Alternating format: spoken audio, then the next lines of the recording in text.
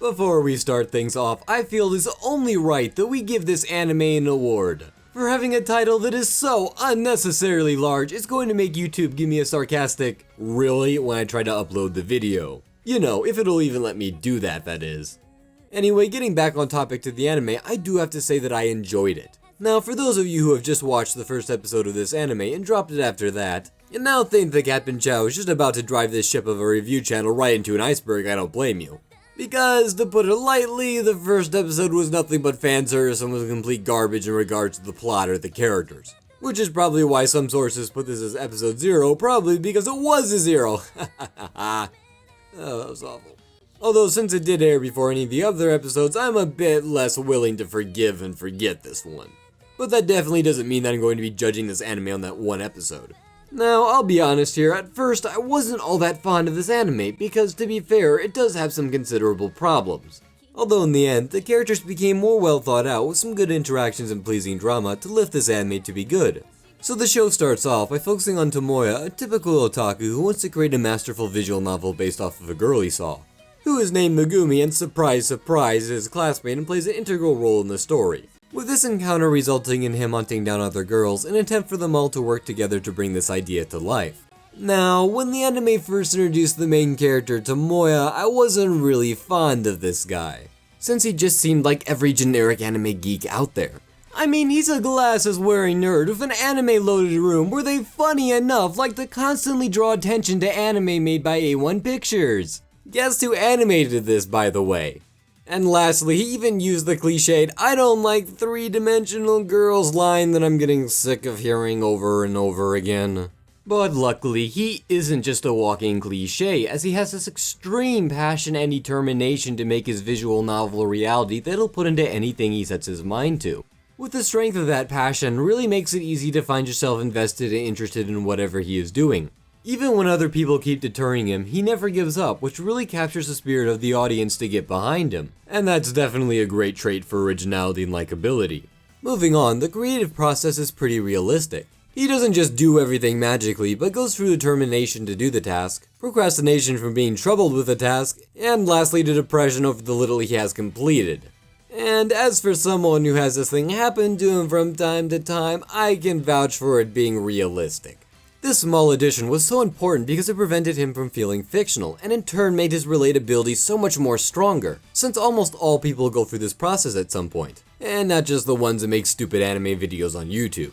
Not to mention, his character gets some help from the good interactions of the other characters. So let's take a look at them. Starting things off, we have Eri, who I'd imagine was deliberately made at least in part to mock the generic tsundere archetype, with her saying pretty much cut and paste tsundere lines. Although most of the time, all they really do is have her act out tsundere things and then just reference the fact that she's doing so without any sort of flair. Which is definitely not a great use of satire. But to be fair, she does have some good lines that properly make fun of this aspect, more so as the anime gets further on. For example, there's this one really funny scene where she is having a meltdown over what has happened, and after a few good minutes when the audience has forgotten all about her, the anime casually cuts to a shot where we can still see her in shock on the ground.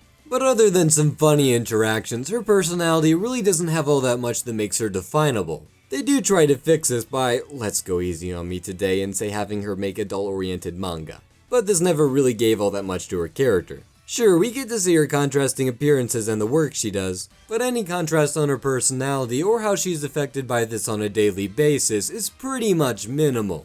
At best, this plot point is more of an amusing gag than a complete personality. Now, it's not that she's an awful character, since she does have some good drama with Tomoya.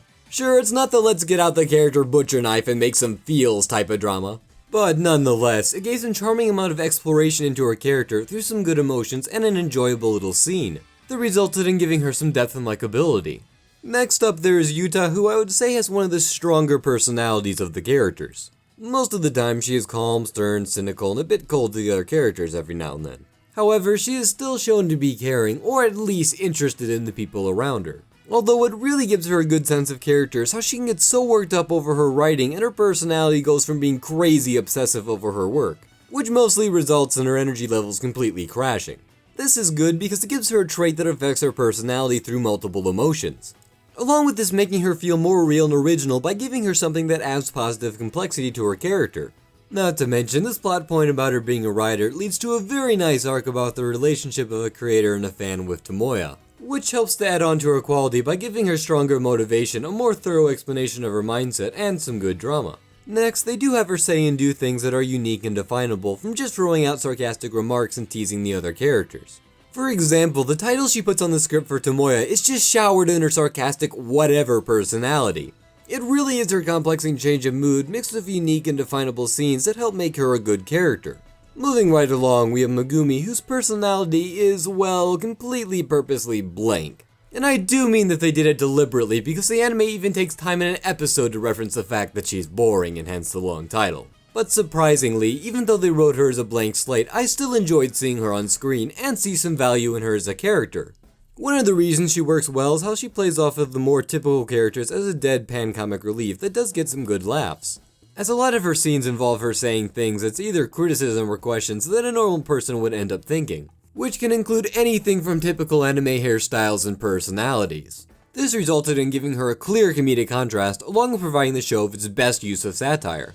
But she isn't just the pure element of Yuki Nagato, since she does have a pretty charming relationship. And by relationship, I mean half relationship-ish, where her and Tomoya do couple-y things every now and then, along with giving off signs of a possible relationship. And all while never saying that they like each other or are dating or doing any of the stupid direct couple things that I love so much, like talking about each other's feelings or just... Okay, my obvious bias aside, we still get some pretty cute scenes of the two just enjoying each other's company, while at the same time presenting situations that can further the ideal of them working together romantically. For instance, Tomoya introduces Megumi to visual novels, who despite making fun of a few of their cliches, ends up liking them. And we get to see Tomoya go into his crazy passion mode to give Megumi a good shopping trip, even though he really doesn't care about the shopping part at all. The base concept here is that their interactions felt natural and made a possible romantic connection feel realistic and something worth getting invested in. However, in the end, I definitely wouldn't put Megumi on a best characters list, since she is pretty bland most of the time.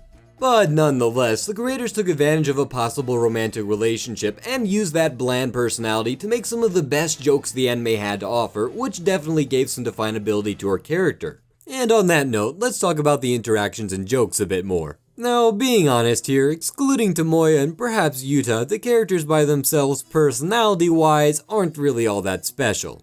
Now, I know I already touched on the arcs that all the girls have with Tomoya that did add some content and likability to their character, but I also want to make note of all the funny small interactions and jokes that can range from being enjoyable or even pretty funny explorations of the characters. Such as when Tomoya explains his visual novel plot, it goes from being relatively normal to something so completely crazy and out there, with the kicker being, because of his character, we actually know that he thinks that this is a good idea. Although by far, the best joke the anime has is when Megumi presents Tomoya her visual novel prototype. And while I definitely won't give this one away, it worked off the characters perfectly, as these jokes wouldn't be half as funny as they are without these characters. These multiple interactions gave the characters more to their overall quality by expressing a somewhat typical character in different jokes that highlights their personalities in a way that a basic archetype wouldn't have. Now, to be fair, not everything is good, as almost all of the perverted jokes either come off as just being there for shock value or are so overused and predictable that at best they can be boring and at worst a bit painfully grating.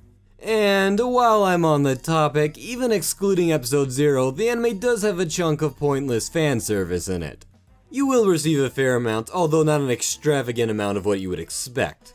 Although unfortunately, sometimes it'll go from just being distracting from the anime to completely halting the flow of the plot. Like when they first introduced the character of Michiru, as the anime makes its top priority shoving in perverted jokes and seeing how many times they can draw attention to the revealing clothing she's wearing over and over and over and over again. Anyway, I know what character the creators had a bit of an obsession on.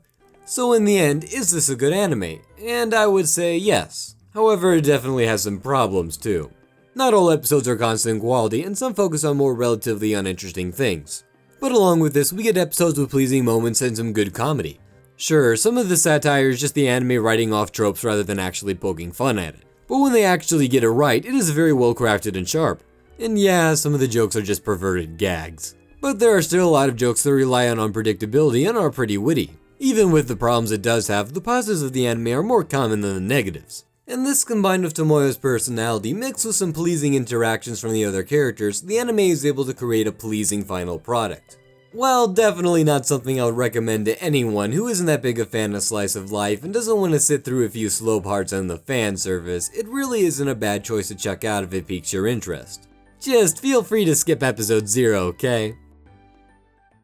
Yo, welcome back to Enslaved Land, unless you've never been here before. If that's the case, you're probably not gonna want to come back. But hey, if you're still here, then guess what? There's some more reviews for you if you want. I'm just saying, because if you stuck through this whole video, you might live a few more. So let's see how long you last.